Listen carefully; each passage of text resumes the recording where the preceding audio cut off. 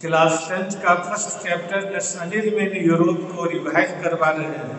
उसी में सेक्शन 3 है, उसी का एक टॉपिक है 1848 the revolution of the liberals. यानी कि 1848 वह ईयर था जब यूरोप के बहुत सारे देशों में जो है तो रिवॉल्यूशन हुआ। इसीलिए 1848 को द पीरियड ऑफ रिवॉल्यूशन के नाम से भी जानते हैं। ऐसा ही एक ईयर था 1830 का, जैसा पिछले क्लास में बताए थे कि 1848 में फ्रांस में सबसे पहले रिवॉल्यूशन हुआ। और फ्रांस में रिवॉल्यूशन के द्वारा जो लुई फिलिप उस समय का कॉन्स्टिट्यूशनल मोनार्क था, उसको मजबूर कर दिया गया कि फ्रांस छोड़ करके वो चला जाए। और फ्रांस के उसके बाद नेशनल असेंबली ने फ्रांस को एक रिपब्लिक और साथ साथ जो है सो एक सभी लोगों को जो है सो जो 21 ईयर्स और उससे एवं एज के जितने भी मेल थे यूनिवर्सल मेल फ्रेंचाइज जो है तो सबको दिया गया। जिस समय फ्रांस इसी 18 ये भी बताए थे पिछले क्लास में 1830 का जो डिकेड था यूरोप में एक ऐसा पीरियड था जिसमें हंगर, अनएम्प्लॉयमेंट, पॉपुलेशन ग्रोथ ये सब जो है जो प्रॉब्लम बन करके आया। और उसके कारण जो गरीब लोग थे, जो पुअर लोग थे, जो अनएम्प्लॉयड लोग थे, जो स्टार्टिंग पीजेंट थे, जो वर्कर्स थे, ये सब जो है तो रिवॉल्यूशन में बढ़ चढ़ करके भाग लेना शुरू किए।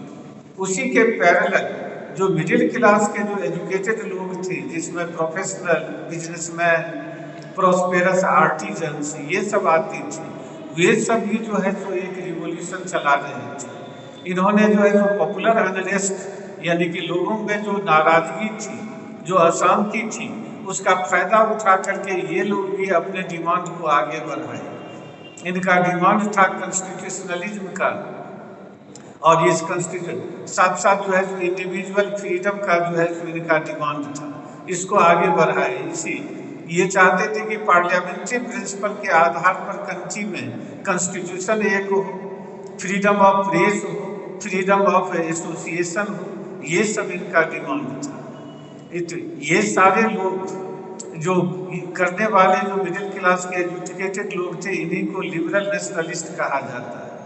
लिबरलिज्म और नेशनलिज्म दोनों जो है तो अब एसोसिएटेड हो गया रिवॉल्यूशन से, यानी जो लिबरल थे और जो नेशनलिस्ट थे वो रिवॉल्यूशनरी बन गए, वो रिवॉल्यूशन के थ्रू चेंज लाना चाहते थे सोसाइटी में।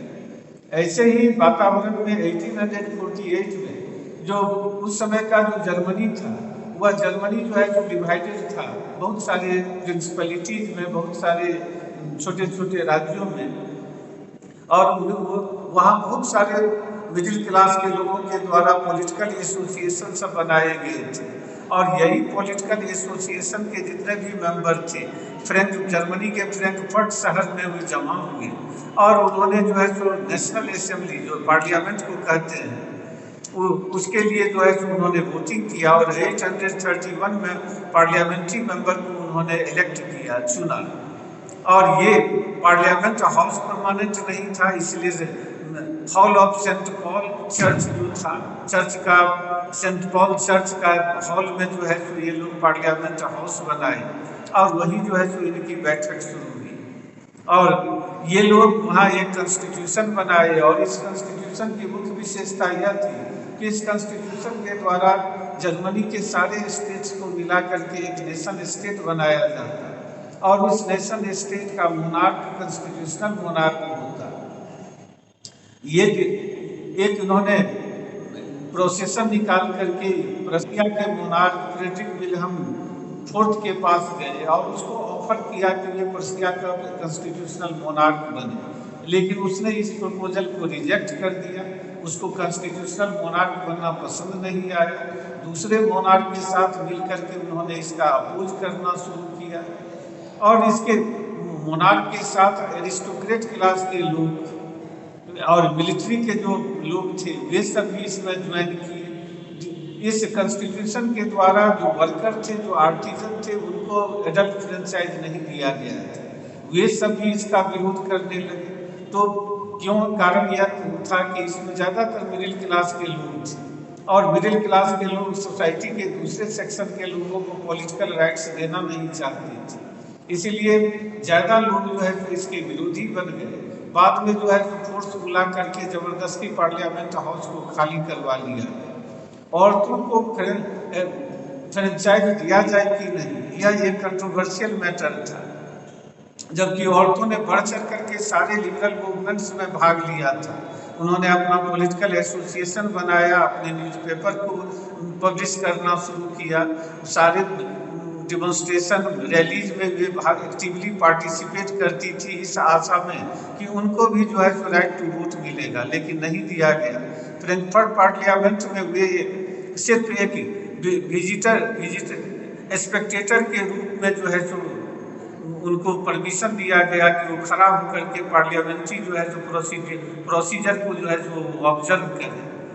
लेकिन 1848 के इन घटनाओं के बाद जो ऑटोक्रेटिक मोनार्क थे सेंट्रल और ईस्टर्न यूरोप के, उन लोगों को यह बात समझ में आ गई कि ये साइकिल ऑफ रिवॉल्यूशन और रिप्रेशन का जो दौर है, इसको खत्म करने के लिए जरूरी है कि जो गरीब लोग हैं, उन कॉमन पीपल हैं, उनको जो है तो ज़्यादा जो है तो कंसेशन दिया जाए।